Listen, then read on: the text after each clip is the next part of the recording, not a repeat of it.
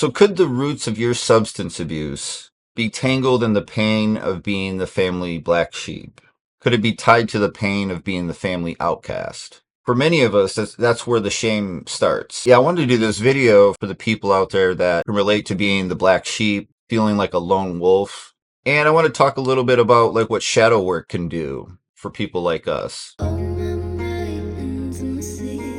Growing up as the black sheep distorts our sense of belonging, instilling shame and loneliness that can lead to harmful coping mechanisms, and at the same time creating a protective lone wolf identity. Over the span of years, I underwent a transformation from a social butterfly, often amidst a crowd, to a lone wolf. An entity unanchored to any group, determined to journey alone where others wander together. I lived alone, and most of the time I ate, slept, and spent my days alone. The lone wolf that isolates is going to have a much harder time, although the resolve is strong and they're a pretty independent, self-reliant creature. The bottom line is, for many of us, to overcome something like this, like we need people. We need a community around us. We need support.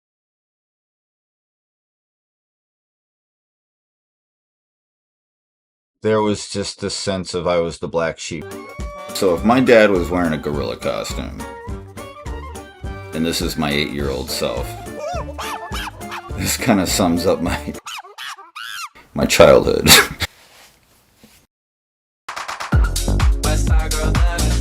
I always kind of felt like an outsider anyway.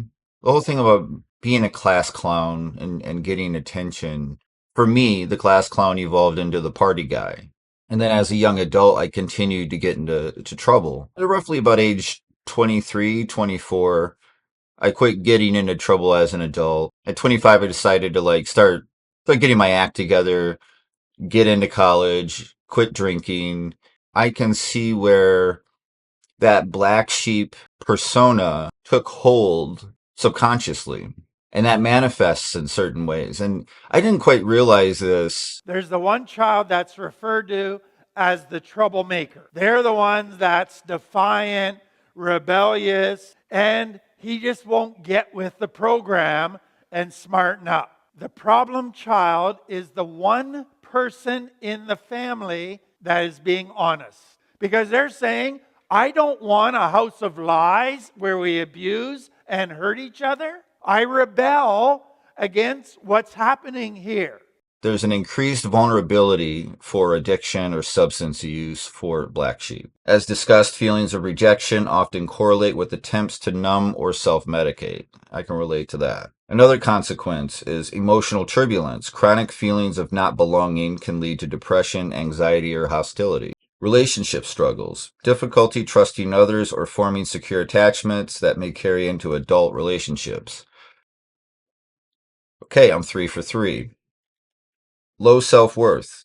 Repeated messages of inadequacy can lead to deep-seated insecurities that affect career, friendships, and personal goals. But when I started doing shadow work, I realized those early years, shaped the adult that I was becoming. Shame is a huge feature of substance use and addiction, and becomes a cycle, a positive feedback loop. The more you abuse substances, the more shame you feel. The more shame you feel, the more you feel that you want to numb out. And part of shadow work is addressing the shame.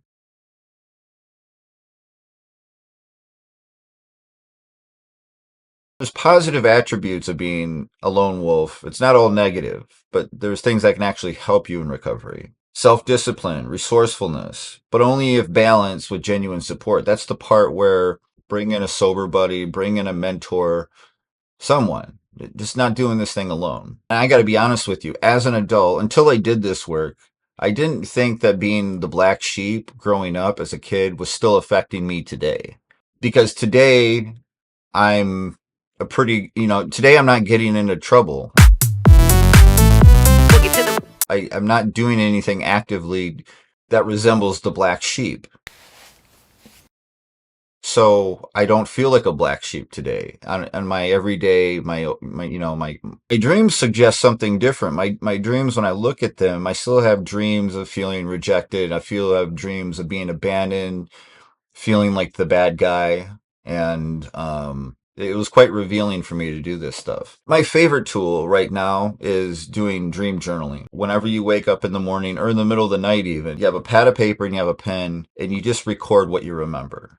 The dream journal will reveal what your subconscious has to say about how you feel about yourself. You just do this with practice. Over time, you'll start to get a picture of it. And then what you do with that information is just you simply observe it. You simply try to integrate that. You shine a light on it so you don't feel shame. You don't associate shame with it anymore. I was in AA for many years and no one in AA talked about shadow work. Nothing against, I mean, if you're in AA, that's cool. You're just not going to be able to find many people acquainted with this work. It doesn't conflict with 12-step work. There shouldn't be any problem with your sponsor.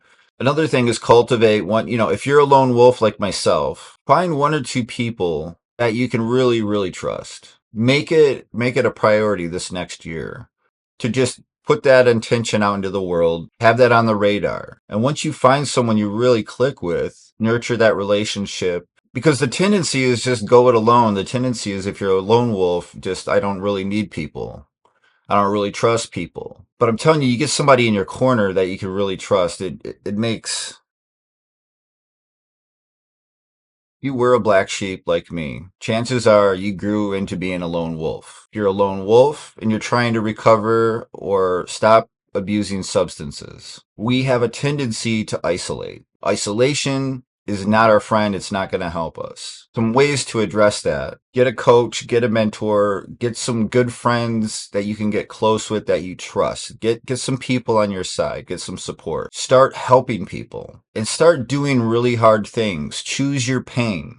On the other side of things, life gets easier for us. But if we just choose to be lazy and apathetic and not doing anything about it, feeling sorry for ourselves, the effect is life becomes much harder. But the other reason for doing that is when we help people, when we care about people, and when we do hard things and accomplish things, we begin to start feeling worthy of good things. We start to feel worthy of love. We start to feel worthy of success. So my challenge to you, if any of this resonates, is do like a 7-day dream journal.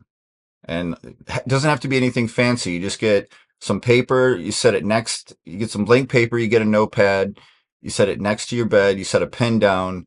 It's okay. You're going to forget some nights. Get 7 days of consecutive dream journaling. That's the big goal here. Yeah, I'd like to hear from you guys. If you were a black sheep, a lone wolf, how that's affected your life, how that translates into your personality, how that shows up in recovery for you, anything like that. Thus, the notion of a lone wolf who prefers to be alone, spending his life in a tribe of one, is a mere projection of a human desire onto this animal species. There is no lone wolf, at least not in the form we tend to imagine. Their time spent on their own is temporary, and they eventually reconnect by joining another pack or starting a pack of their own. So whether you're an outcast or have walked away, have you shut the door forever? Or could this perhaps be a transition phase, a period of healing and introspection, after which you reconnect with people again, this time equipped with better knowledge and understanding of what kind of people to avoid and which to let in?